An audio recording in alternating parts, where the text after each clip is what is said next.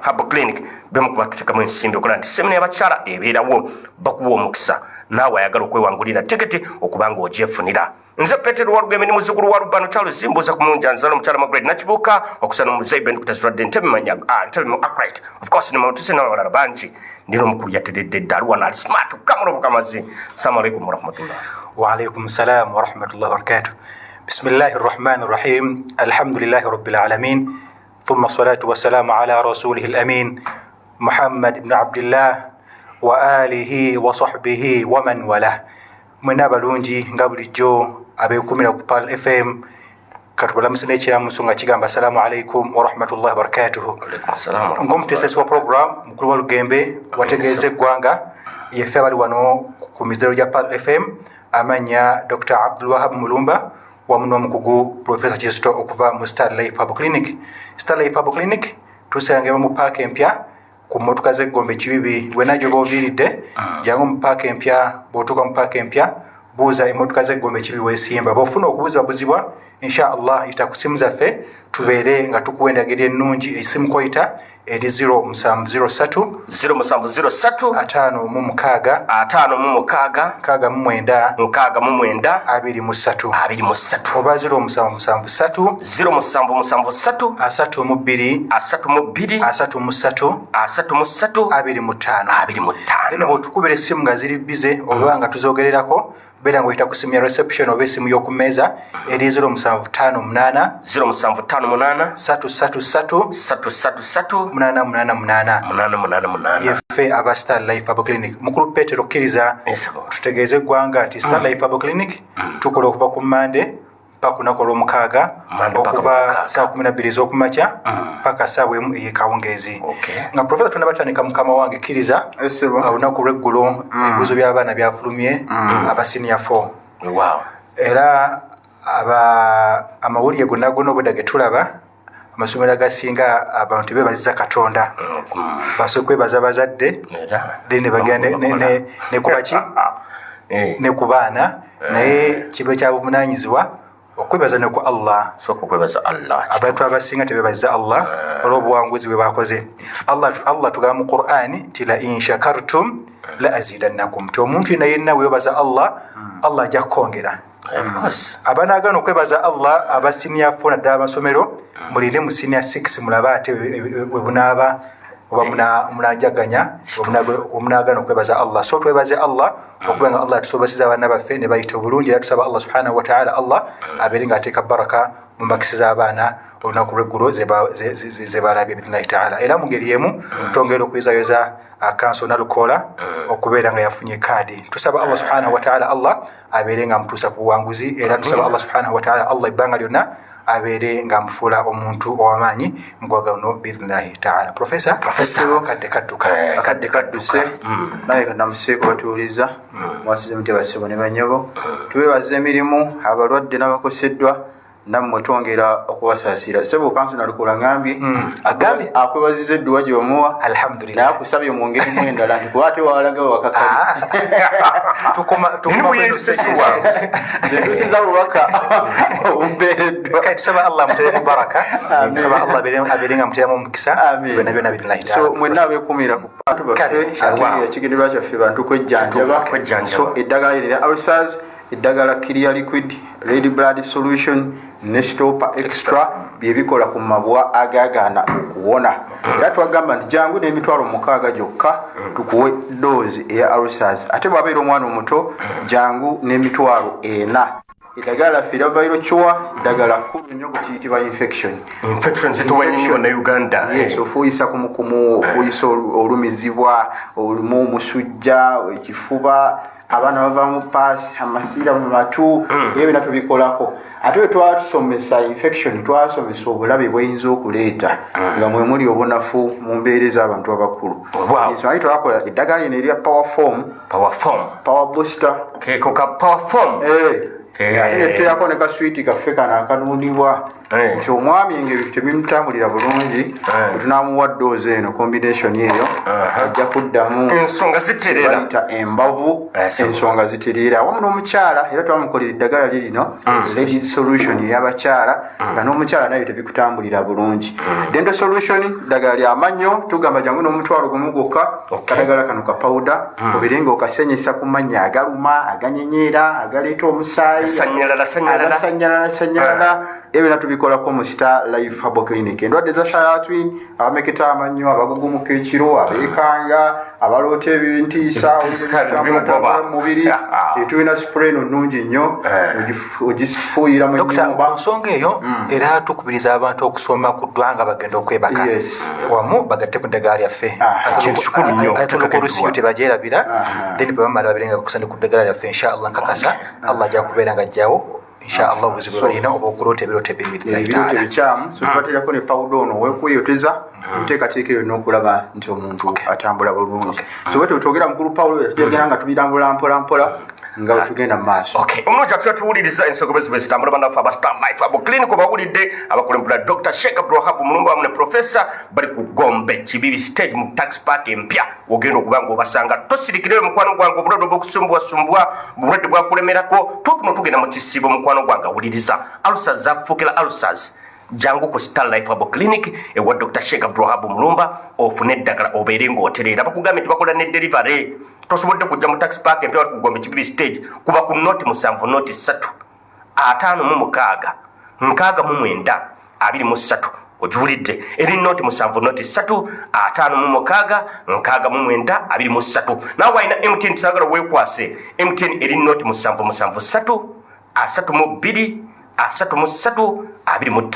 noti 7 3 25 olunaku lwaleero twagamba nti mukolo gwange olunaku lubeera olwakusatu tukuwa omukisa gwe ali yawuliriza n'okuba essimu direct mu studios n'oyogerako n'abakugu n'obabuulira bwe weewulira nti neewulira bwe nti noti 759 osobola okuyita mulungi awuliriza n'obeera nga weefunira omukisa guno ogubuuza ku professor ogubuuza ku doctor ekyo ekikusumbwa ekyakulemerako tosirikireeyo abantu abasinga Dr. Tugenda tubagamba bannange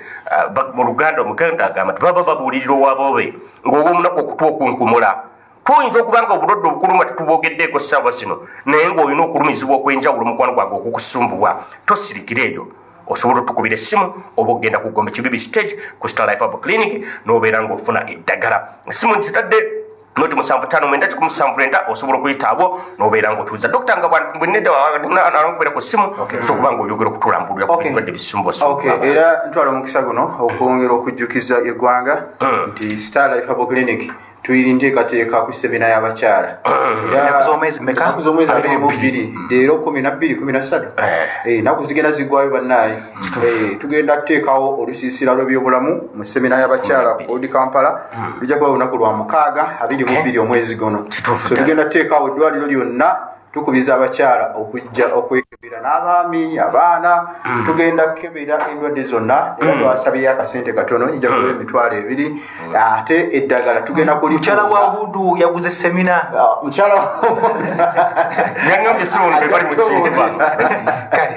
so okukebera kujja twala $200 gyokka ate ng'eddagala lyonna tugenda kulitunda ebitundu 5 ku 100 kolo ddagala lyonna tugenda kulisala ekigendeerwa kyekulaba nti tusaanyaawo endwadde mu maka. So tubajjukiza semina y'abakyala tugijjumbire era eddagala tujja okuwawa ojja kulaba nnyo eddagala lino erya Stopa Extra. Ono Stopa Extra ekabaka w'eddagala endwadde ezisinga obungi kati wano waliwo emiti 10 egiri mu mukebe muno n'ebizimba enseke zaazibikira ebyo saagala kulya omugongo gunnuma amagumba gabwatuka eri omuntu nga yalememusujja gammeketa enyigo zaazimba ebayita arthritis eri omuntu nga kutayitafuna tulo teyeebaka awulira omuliro mu magulu ebigere bizimbye square pressure ebyo n'eddagala eryo tujja kubanga tulibulungi nnyo. Eddagala laffe lino erya Sweeper Liquid tujja kujja nalyo nnyo ku lunaku olwo lino lirimu ebirungo ebya iron ebya folic acid ebikola omusaayi bazimbye amagulu abasanyalala eryo liraba nga limyufu tuliyambisa nnyo ku bulwadde obwo bwa nnalubiri obwa sikosel obulwadde obwa HIV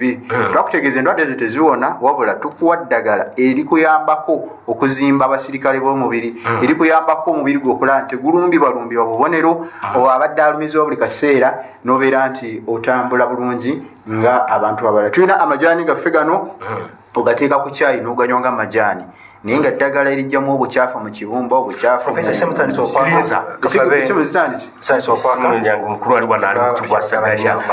omulungi owuliriza esimu yaffe eri noti 7597 osobola okuyita nobanga obuuza ekyo kyonna kyoyagala okubanga obuuza abakulu bwe bali okubanga bakuddamu eriyo nondooza nsooke mufune dokita ali ku simu tugambe hello ali ku simu tugambe hello gwangi nga kikuwulira tayogera ddamu okube ku noti 7597 era kubanga nkufuna mukono gwange gwayagala okubanga okyobuuza ekikusumbwa hallo hallo hallo esimu ebadde etya technician oba noti 7597 odde bakuba essimu ndowooza efunyemu jamu simu zitandaganyemu naye nga bayinginiya bakola butaweera ba inginiya kudu mulengera ali ku simu tugambe hallo yelo hallo kansubire inginiya wange awulidde inginiya uzaifa wensonga abajja mangu naaba nga akikwasaganyamu waliwo ebitusukkako ngaffe tugaa tubirikira ate omukulu kubanga abantu baagala kuwangula tiketi bagala tiketi za semina n'okubuuza byebasumbuuka batawanya waliwo walivoona ali ku simu hello noza inginiya uzaifa awulidde tulina products nyingi abalwadde basukaali eddagala ffe diabetes liquid weliri eddagala ffe waali sukaali buba bunyiikivu bwo sukaali kuba kumanya kyolina kulya olina kumanya okozesa otya omubiri ng'ate weeyambisa eddagala lyaffe lino okulaba nisobola okuzuukusa omubiri ne guddamu okukola insulini amala eddamu okuba nga guwuliziganya ne insulini aliwo ebyo nno zempagi ezitambulirako obulwadde obwa sukaali omuntu n'obeerera ddala nga oli bulungi bulwadde bwa prostate mu baami prostate esumbuwa niweesanga nti okyasobola kufuga kawago ofuyisa buli kaseera amazzi gagala kuyitamu gatonya eddagala eryo weeriri empirivuma weeri tulina amajaani gaffe wegali stopa waali bino byonna tubijjanjabisa okulaba nti omwami alina obuzibu mu prostate ayambibwa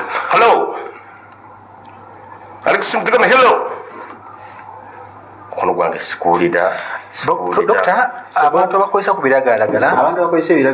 nga sigala eddagala lyabwe mu Star Life Herbal Clinic ebiragalalagala sigala omwenge jangu tuguyambe enteekateeka eyo ebeere nti ogivaamu kuba si nnungi ejja kusaanyawo obulamu abafuyisa ku buliri eddagala lyabwe weriri mu Star Life Herbal Clinic bakulu abaana abato byonna bizibisobola okutuukako abantu bakulu gye bali abafuyisa ku buliri bubeera bulwadde oluusi nga buva mu bwongo oluusi nga buva mu maaso ez'akawago ebinywa niwesanga nti omuntu afuna akabonero ako naye nga kajjanjabwa omuntu n'atirira inshallah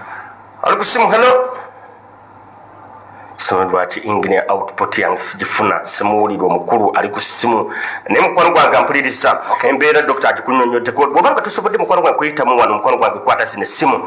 kuba noti 7 noti 3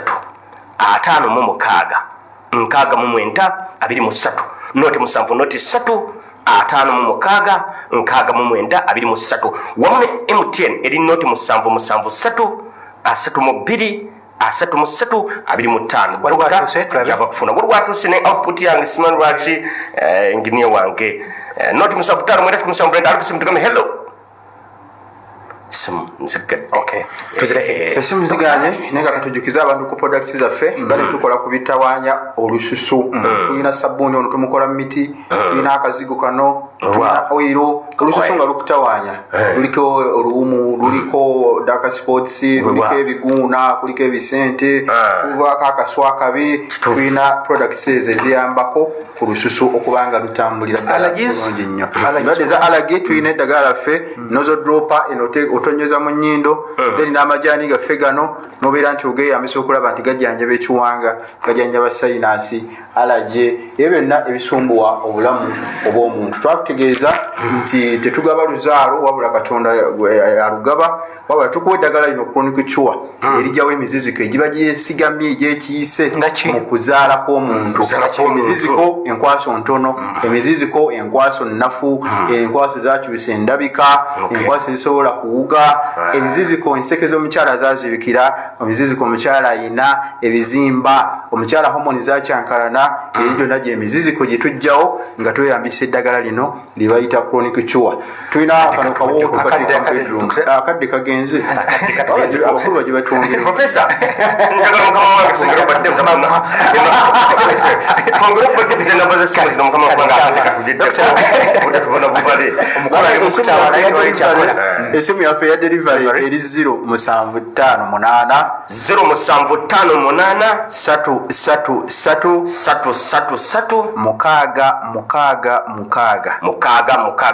3 esimu yaffe ya whatsapp bakeberako ina results oyagala kubuuza kibuuzo ng'oyisaawo 0703 5 mu mukaaga 6 23 ne 0773 katuweddeko naye tukkiriza bwana Paulo bwe tuva tugenda kola delivery tugenda kola counseling tugenda kukebera insha allahu taala muje mu Star Life Clinic tubajjanye mikakasa Allah subhanahu wa taala ajja kubeera nga bawashifa mbadde Dr. Abdul Wahab Mulumba omune Professor Kizito okuva mu Star Life Clinic wa barakallahu fikum wa jazakumullahu khair wassalamu alaikum wa rahmatullahi wa barakatuh. Assalamu warahmatullahi wabarakatuh. Akadde katuweddeko mukono gwange tuwuliriza nyongera kujjukiza mukono gwa gwenda ng'osinzira kubanga owuliriza aba Star Life Clinic abakulemberwa Dr. Sheikh Abdul Wahab Mulumba bali ku New Tax Park empya okulina na Gombe Kibibi stage essimu eri 0703 5 6 nenoti 773 32 bakubireko kati kyetwogeddeko ne kitotwogeddeko ekyo kikusumbwa nga kikulumya omutwe bajja kukuwa eddagala ojja kutereera